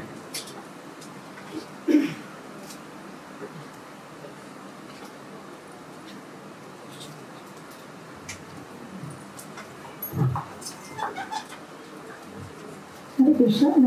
रमेश, मेरा ये प्रश्न है कि जो भक्ति में है, कृष्ण भगवान की भक्ति में है, उसको तो भगवान नचाते हैं, और जो माया के अंदर में है उसको माया देवी नचाती है। लेकिन इस जन्म में गुरु और कृष्ण की कृपा से हम भक्ति कर रहे हैं, लेकिन जन्म जन्मांतर से जो हमारा प्रारब्ध है, ये संचित कर्म है और वर्तमान में हम तो कर ही रहे कर्म, तो क्या हमारा भक्ति से प्रारब्ध जो बुरा प्रारब्ध है या अच्छा है वो कटता है, समाप्त होता है? गीता में भगवान का अंतिम उपदेश क्या था? सर्वधर्मान् परित्यज्य मामेकं शरणं व्रजम् अहं त्वां सर्वपापेभ्यो मोक्षयिष्यामि मा शुचः। अहं त्वां सर्वपापेभ्यो मोक्षयिष्यामि का मतलब क्या है? मैं आपको सारे पापों से मुक्त कर दूंगा। अगर सारे पाप से मुक्ति हो गए तो क्या रह गया? थैंक यू मुझे रिकॉल करने के लिए। हरे कृष्ण। हरे कृष्ण। और कोई प्रश्न है किसी को? वो जैसे आपने बताया कि भगवान अवतार लेते हैं शंकर शिव रूप में, भगवान ही भौतिक दुनिया को संभालने के लिए शिव रूप में होते हैं, भगवान ही भौतिक दुनिया को संभालने के लिए विष्णु रूप में आते हैं। तो क्या ब्रह्मा जी को भी भगवान कहीं वो समझो? जैसे बताया ना, जैसे हीरे मोती सूरज की किरण से शक्ति लेकर उसको ज्योति निकलते हैं, वैसे ही ब्रह्मा भगवान से शक्ति प्राप्त होकर जो कुछ कर रहे हैं समझे ना? ब्रह्मा जी का जो शक्ति जो है, लगता है ब्रह्मा जी कितने असीम शक्तिशाली है, लेकिन ये शक्ति जो ब्रह्मा जी को मिल रहा है वो भगवान की कृपा से। गणेश का जो शक्ति है ये तो काफी बड़ा शक्ति, तीनों जगत के, जगत के जो जितने सारे विघ्न हैं उसको हटा देते हैं। कैसे हो रहा है?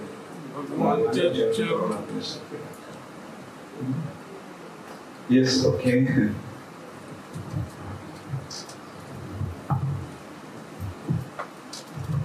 हरे कृष्णा महाराज। 3-4 महीने से मन में एक द्वंद्व चल रहा है, और उसके बारे में अभी आपने कहा भी कि भगवान के जो भक्त होते हैं भगवान को बहुत प्यारे होते हैं। लेकिन महाराज, जैसे मैं इस्कॉन से 4-5 साल से जुड़ा हूँ, हर किसी महाराज का लेक्चर सुनता हूँ, और मैं अब क्वेश्चन करता हूँ गुरु महाराज की जय पताका स्वामी महाराज के बारे में, कि वो इतने लंबे समय से एक बीमारी से जूझ रहे हैं, जबकि वो प्रभुपाद के बहुत फेवरेट थे, बाकी गुरु महाराज के बहुत फेवरेट हैं, और वो बहुत भक्ति प्रचार बहुत अच्छे से किया, लेकिन उनको इतना कष्ट क्यों मिल रहा है? उनके इतना प्रॉब्लम्स में वो क्यों है, जब वो भगवान के लिए इतना प्रचार कर रहे हैं, करते हैं? तो ये क्वेश्चन है। Thank you. Next question. पांडवगण भगवान के भक्त थे, बहुत बड़े भक्त थे, उनको क्यों इतना परेशानी, इतना तकलीफ उठाना पड़ा। एक विचार ये है कि भगवान अपने भक्तों को मुसीबत में डालकर दिखाते हैं भगवान उनको कैसे रक्षा करते हैं। ऐसा भगवान कैसे रक्षा करते हैं। ऐसा नहीं कि भक्त बनने से बस जिंदगी मस्ती में भक्तों को भाई ऐसा लगता है मुसीबत होता है, लेकिन उसके द्वारा भक्त प्रभावित नहीं होते। पांडव ने वन में गए थे, महाभारत जब पढ़ते लगता है कि उसको मुसीबत हो रहा है, मुसीबत आया, लेकिन मुसीबत उनको प्रभावित नहीं कर पाई। जहां भी जे एक कारण ये भी था कि साधुगण उस समय जंगल में रहते थे, इसलिए रामचंद्र वन में चले गए कि साधुओं को संग देने के लिए। वैसे ही पांडवगण वन में गए थे साधुओं को संग प्राप्त किया। जयप्रताप महाराज ऐसे लगता है इनका उतना ये हो रहा है, बल्कि ये देखना पड़ेगा कि इतना मुसीबत जैसे लगता है, इतना होने से भी उनके द्वारा उन्होंने क्या प्रभावित हुआ है? नहीं, प्रचार कर सकते हैं।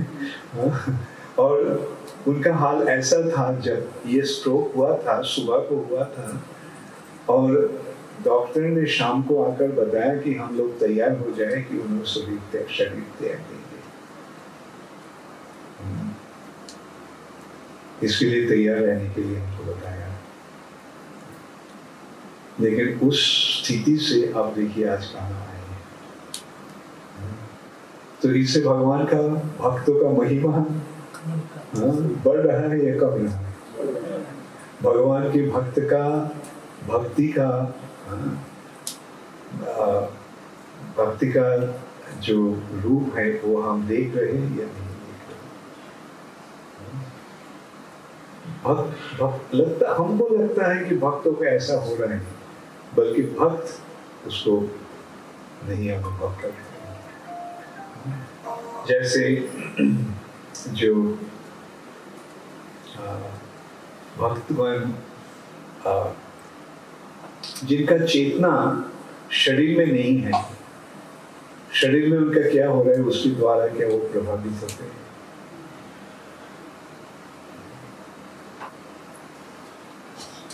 और एक विचार ये भी सोचना चाहिए कि गुरुजी मेरा कर्म ले रहे हैं और मेरे नाते गुरुजी को कष्ट हो रहा है,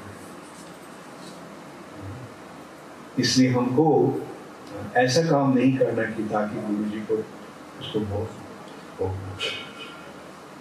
ये भी और एक विचार है कि जयप्रताप महाराज जितने सारे शिष्य बनाए हैं, तो उसके लिए भी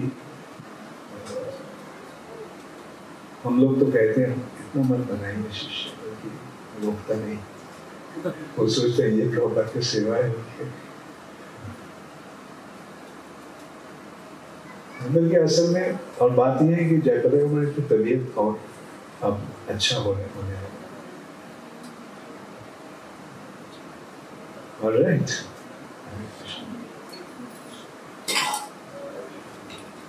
yes, take the mic so that everybody can hear you.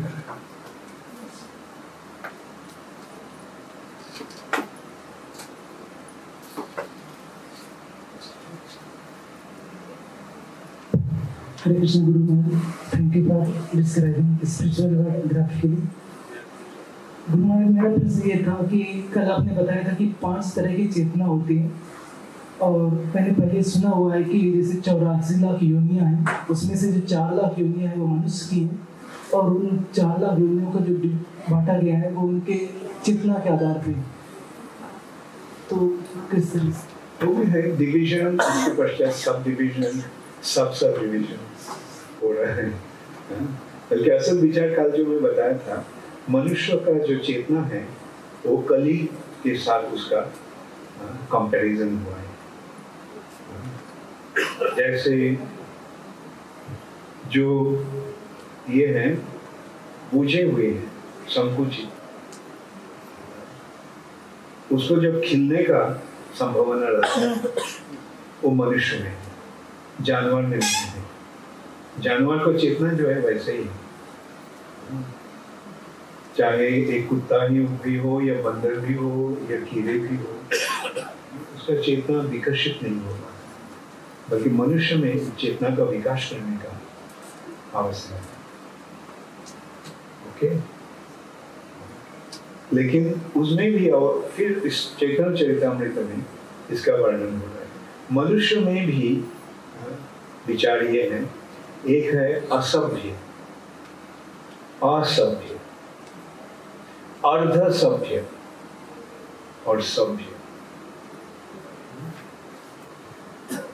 जो जिसमें सभ्यता का कोई प्रकाश नहीं है, जो सभ्यता में नहीं है वो है असभ्य। जैसे जंगल में रहते हैं जो लोग, और एक अर्ध सभ्य। सभ्यता का क्रम ऐसे होता है कि जो भगवान के बारे में बैठकर सुन सकते हैं वो है सभ्य। बड़े बड़े मकान में रहने से ही सभ्यता का ये नहीं है, दृष्टांत नहीं है। जो भगवान के बारे में सुनने के लिए तैयार है और समझते हैं वो है सभ्य। इनमें से जो कुछ आदमी है जो मानते हैं वेद का वाणी, बल्कि उसको अनुसरण नहीं करते, उसको अर्ध समझते, और जो वेद की वाणी के अनुसार उसको समझकर, गुरु की कृपा से समझकर उसके अनुसार जीवन परिचालित करते हैं, वो है शब्द। और शब्द में से मनुष्यानां सहस्रेषु कश्चित् जतताम् अपि सिद्धानां कश्चित्, ऐसा क्रम है।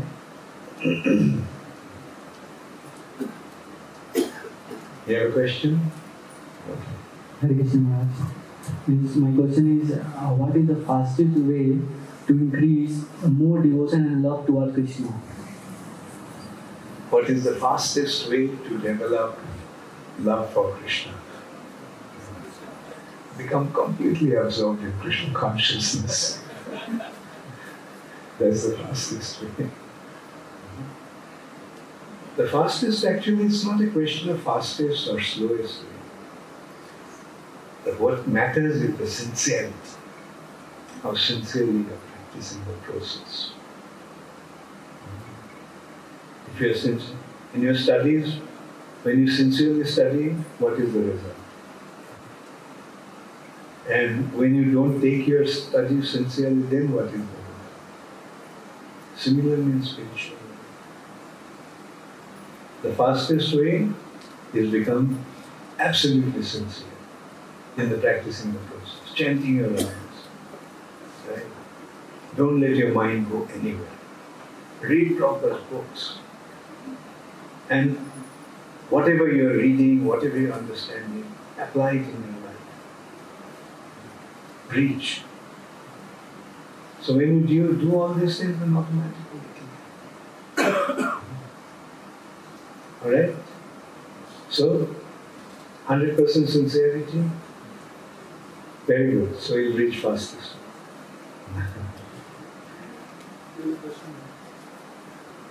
Okay.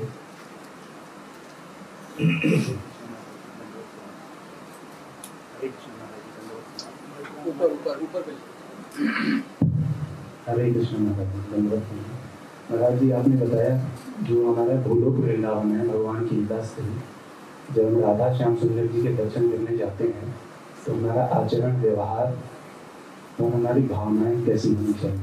क्योंकि हमें तो जैसे धाम जा रहे हैं तो वहाँ के लोकल से या फिर जो भी हमें कैसे, मतलब व्यवहार हमें क्या करना चाहिए हम जैसे नए लोग के लिए? देखो, जब धाम में जाते हो तो भगवान के दर्शन के लिए जाओ। धाम में तो डिस्को में जाने के लिए जाते नहीं। धाम में तो रेस्टोरेंट में खाने के लिए नहीं जाते हो, है ना? तो धाम में क्यों जाते हैं? भगवान को दर्शन के लिए। और ये भी बताया गया कि पवित्र स्थान, तीर्थ स्थान या धाम में जाने का उद्देश्य है वहाँ जो साधुगण है उनके मुंह से श्रवण करना। ये श्रवण करने के लिए ही वहाँ जाना है, क्योंकि वहाँ साधुगण रहते हैं। लेकिन जो नहाने के लिए धाम में जाते हैं, जब तीर्थ बुद्धि सलिले न करी, जो केवल नहाने के लिए जाते हैं। बनारस में आया, क्यों आया? गंगा में नहाया, गंगा में नहाने के लिए आया। फायदा कुछ होता है, बल्कि असल काम केवल गंगा में नहाना और विश्वनाथ को दर्शन करना ही नहीं। असल काम होना है कि विश्वनाथ कौन है, जैसे आप लोग कर रहे हैं। विश्वनाथ कौन है, बिंदु माधव कौन है, उनके बारे में जानना, कैसे उनको भक्त बन सकते हैं, ये है उद्देश्य होना चाहिए।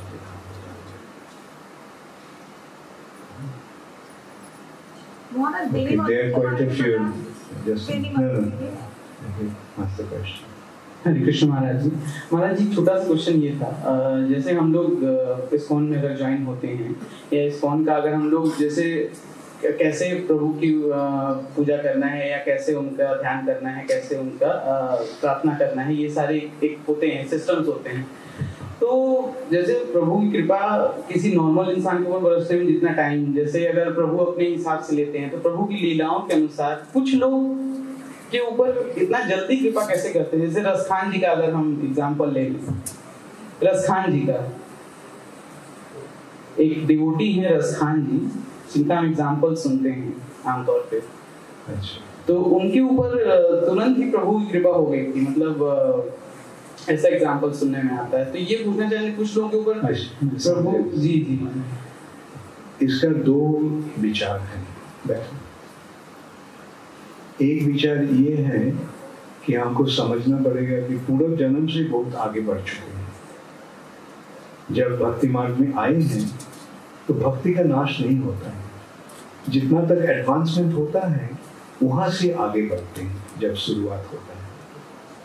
सोचिए कि इस जन्म में यहाँ तक पहुंच गए हैं, तो अगले जन्म में जब भक्ति शुरू करेंगे तब यहाँ से शुरू होगा। लगेगा कि यहाँ से ही बहुत जल्दी यहाँ आ गए, बल्कि असल में यहाँ तो थे, यहाँ तो पहुंच गए थे और यहाँ से आगे बढ़ते हैं। भक्ति का ये है कि इसका नाश नहीं होता है। अच्छा, ये एक विचार। और एक विचार है कितने सिंसियरली ये कार्य भक्ति का अनुशीलन हो रहा है। इसका एक दृष्टांत ऐसी है, एक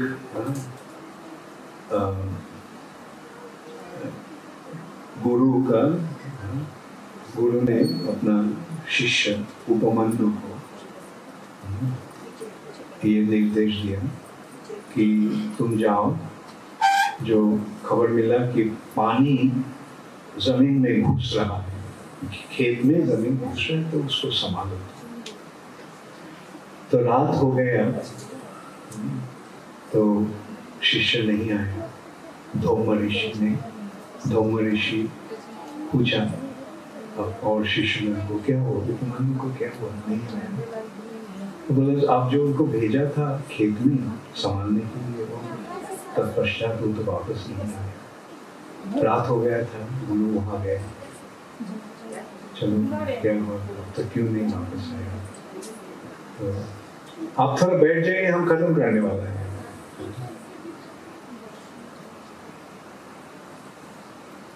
तो उपमन्यु को वैसे खेत में गया तो देखा क्या उपमन्यु को पुकारा, अंधेरा था, उपमन्यु कहाँ हो तुम। तो उपमन्यु बोला गुरुजी मैं खेत संभाल रहा हूँ। कैसे खेत संभाल रहा हूँ, पानी तो घुस रहा था, उसको मैं रोक नहीं पाया, तो मैं वहाँ सो गया, सोकर पानी को रोक रहा हूँ। तो गुरुदेव उन पर इतना प्रसन्न हो गए ब्रह्म ऋषि, तो उनको आशीर्वाद किया, चारों वेद और सारे शास्त्र तुम्हारे हृदय में प्रकट हो जाए। बस तो मतलब ऐसे जब हम हार्दिक भावना लेकर भक्ति मार्ग को अनुशीलन करते हैं, तब उसके अनुसार हमको फल मिलता है। ठीक है, there is another question here.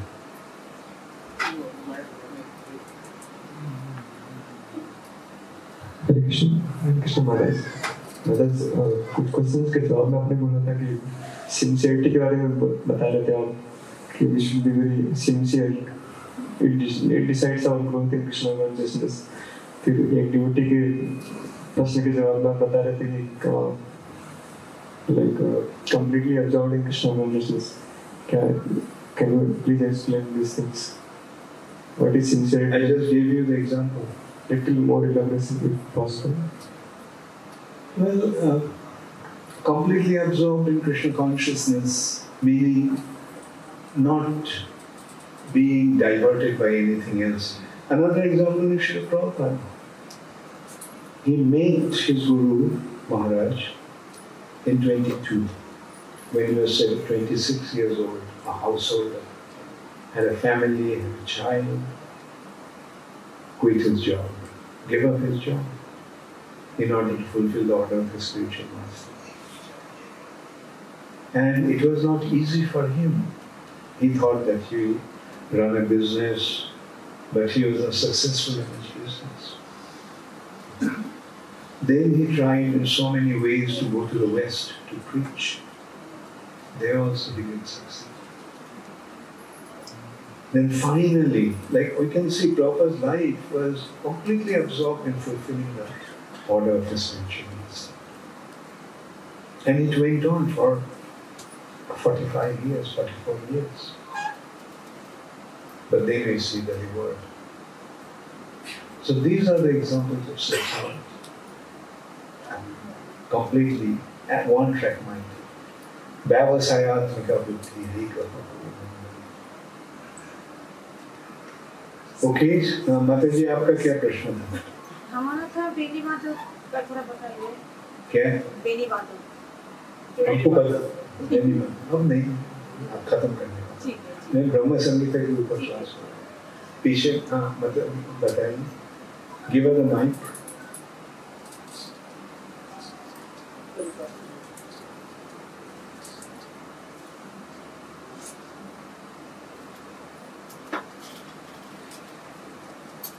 Hare Krishna महाराज, आपने जैसे हिंदू धर्म के बारे में बताया कि हमको जो ज्ञान मिला है, तो इस्कॉन में आके और अभी ये ज्ञान सुन के पर हम उसको एक तो प्रचार ऐसे करें कि जैसे हम ऐसे नहीं सोचे कि हमको सब कुछ पता है इस्कॉन में आके, या तो वो एटीट्यूड नहीं हुए और हम उसको सामने किसी को भी बताए, वो हम्बली प्रेजेंट करे और खुद के मन में भी ऐसा नहीं सोचे कि इस्कॉन में आके कृष्णा पता है तो हमको सब कुछ पता है। तो वो हम कैसे करें, नम्रता से हम कैसे इसका करें प्रचार? सिर्फ बताओ सबको कृष्णस्तु भगवान स्वयं और हरे कृष्ण महामंत्र इस कलियुग का धर्म है। पर हमारा एटीट्यूड इंटरनली ऑल्सो हम उसको कैसे चेंज करें कि मतलब it should be humble and not think ourselves better than others. Well, you have to present accordingly, like wherever you are presenting, to whom you are presenting accordingly. ऐसे देखना कि किसके साथ कैसे बात करना चाहिए। जो सुनेंगे उसको सुना, जो सुनना नहीं चाहते हैं लेकिन हमारा मन में ये सही भावना रहना चाहिए कि श्रील प्रभुपाद जो दिया है ये है वेद की असल निर्मल वाणी, इसको ही अपनाना चाहिए और इसको ही प्रचार प्रसार करना चाहिए। और लोग क्या कर रहे हैं, क्या करेंगे, ये कलियुग का ये स्थिति है ऐसा, किसी को पता नहीं है क्या कौन है क्या। जैसे देखो ना हाल कैसा है, महाराष्ट्र वाले सोचते हैं गणेश जी भगवान, दक्षिण भारत में जाओ मुरुगन भगवान, बंगाल में जाओ काली भगवान, ऐसे सब अपने अपने विचार के से करते हैं और धर्म नहीं मान रहे हैं, सब क्या बोलेंगे, सब फंक्शन बनाते हैं। गणपति पूजा क्या है, बड़े फंक्शन। गणपति कौन है उसके बारे में कोई जानकारी नहीं है, दुर्गा कौन है, काली कौन है उसके बारे में कोई जानकारी नहीं है। केवल they are having a festival, मजाक के लिए करते हैं और अपने मजाक के लिए दूसरे को उत्पाद करते हैं। जबरदस्त रुपया देना पड़ेगा, नहीं तो रह ना सकेंगे, मुश्किल हो जाएगा। 1 लाख रुपया दो, नहीं तो हर्जा हो जाएगा। तो वैसे ये क्या भक्ति है, ये क्या धर्म है। और एक विचार देखो, हिंदुओं के बारे में अगर हम सोचते हैं, एक विचार तो हम ऐसे देखते हैं कि देखो, मुसलमानों का कुरान है, क्रिश्चियन को बाइबल है, यहूदी का थोड़ा है, बल्कि हिंदू का क्या है, हाँ, भगवत गीता पढ़ते हैं लोग, न तो मानते हैं न तो पढ़ते हैं, ज्यादा से ज्यादा कपड़ा से मोड़कर रख देते हैं, माथा टेकते हैं, बस। खोल के पढ़ने का कोई ये नहीं। और जब पढ़ते हैं तब सत्यानाश हो जाता है। जैसे आप लोग का हुआ, कैसे हुआ? प्रभुपाद की गीता पढ़ा और पढ़ने के पश्चात क्या हुआ? Materialistic life was finished. किसको हुआ है ऐसा गीता पढ़ के? जैसे रूप गोस्वामी कहते हैं, अगर तुमको भौतिक जगत के प्रति अगर तुम्हारा आसक्ति है, परिवार के प्रति आसक्ति है, तो केशी घाट की तरफ मत जाओ। तो वहां अगर श्याम सुंदर का दर्शन होगा तो सारे कुछ तुम्हारा सत्यानाश हो जाएगा। तो वैसे भौतिक जगत का सत्यानाश होना अच्छा ही है। इसको अगर खत्म होकर उस वहां पर अगर हमको फायदा होता है तो उसको ही अपनाना चाहिए। Okay, thank you. How many more questions? Okay, last question. अच्छा माता जी आप जाइए।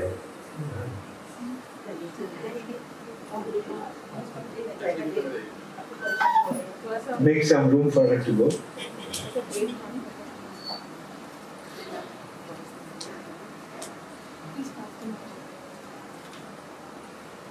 बहुत धन्यवाद, आप इतना कष्ट उठाकर आए हैं माता जी।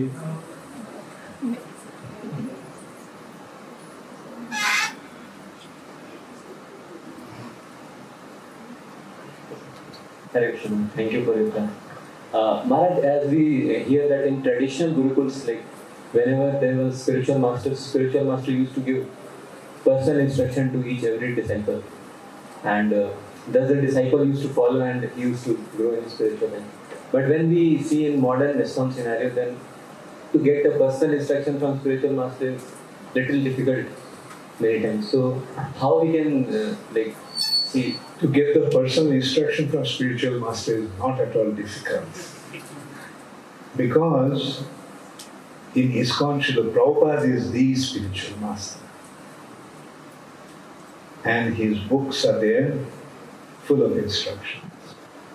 So read Prabhupada's books and become engaged in devotional service in ISKCON. That's the arrangement that Srila Prabhupada.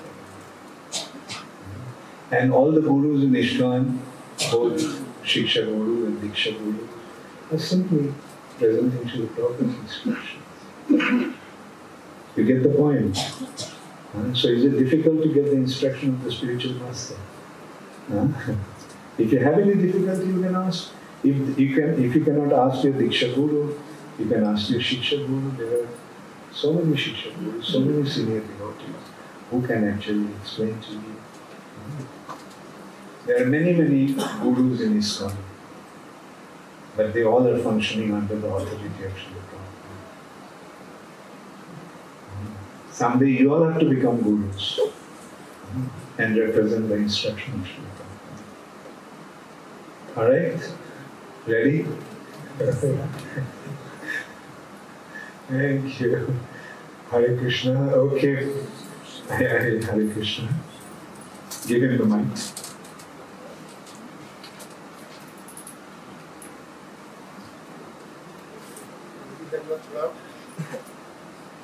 आपने जो श्लोक डिस्क्राइब किया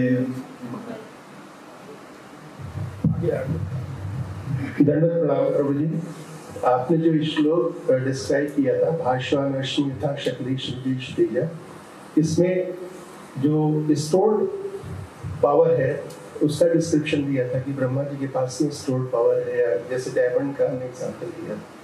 और इसी ब्रह्म संहिता के आखिरी श्लोक में जहाँ भगवान विष्णु कहते हैं मया हितम तेज इदम विभर्ष विधि विधि तुम तो जगन्ति, is it in contradiction?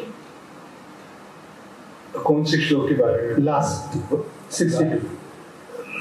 62. Do you have the Dhamma Samhita with us? अहम हि विश्वस्य चराचरस्य जीवं प्रधानम मया हितम तेज इदम विभर्ष विधि विधि तुम तो। हाँ, तो मैं ही सारे जगत को, it's not there.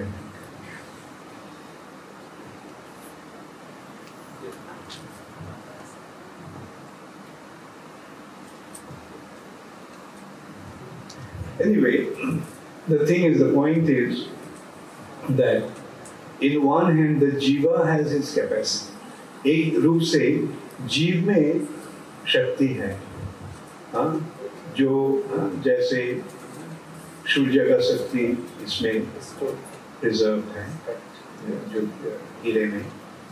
तो एक विचार से जीव में क्षमता है, लेकिन सारे कुछ भगवान के निर्देश की और भगवान की प्रभाव से ही हो रहा है। ये कॉन्ट्रडिक्शन नहीं है। और ठीक है, अब ये श्लोक हम थोड़ा देख लेते हैं। अहम हि विश्वस्य अहम हि विश्वस्य चराचरस्य जीवं प्रधानं प्रकृति पुमांश्च मया हितं तेज इदं विभर्ष विधि विधि तुमतो जगन्ति।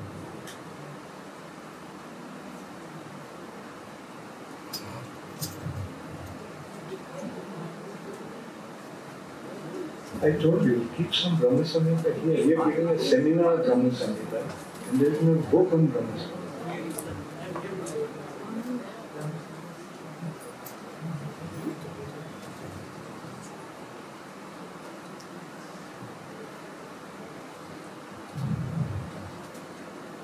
अहं हि विश्वस्य चराचरस्य बीजं प्रधानं प्रकृतिं पुरुषमांश्च माया हितं तेज इदं विवर्षि विधे विधे तमो जगन्ति। हे ब्रह्म सुनो, मैं इस स्थावर जंगम जगत को बीज अर्थात मूल तत्व हूँ, प्रधान द्रव्य या पदार्थ का सत्य, प्रकृति तथा पुरुष भी मैं हूँ, तुम्हारे द्वारा विवर्षि। एक ही बात है।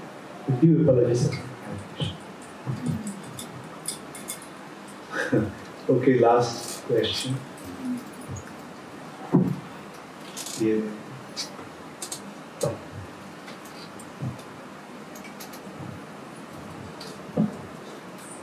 हरे कृष्ण प्रभु जी।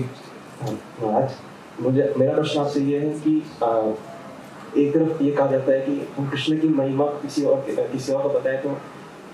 को बताएं तो हमारी भक्ति बढ़ती है कृष्ण की प्रति। दूसरी तरफ ये भी है कि किसी फेथलेस पर्सन को बताया जाए तो ये एक ऑफेंस होता है। तो मतलब ऐसा क्यों, मतलब ऑफेंस क्यों कहा गया? ऑफेंस इसलिए होता है कि जिसका फेथ नहीं है वो तो सुनेंगे, परंतु और भी विद्वेषी बन जाए। समझे ना? जिसको फेथ नहीं है, इसमें दो विचार है। तो वो और भी विदेशी बने, है ना? He will start arguing. ओ क्या बोलते हैं, मैं तो नहीं मान। कौन बोला कृष्ण भगवान? ये आपका कल्पना है, भगवान नहीं है। तो इससे क्या हो रहा है, वो और भी विदेशी बन रहा है। तो इसलिए ठीक है, उससे दूर रहे। सुधा की क्या है पैदा, वो तो भक्त नहीं बनेगा, उपकरण को और भी विदेशी, इसलिए उसके पास जाता है। Okay, so let's finish our program with a little kirtan.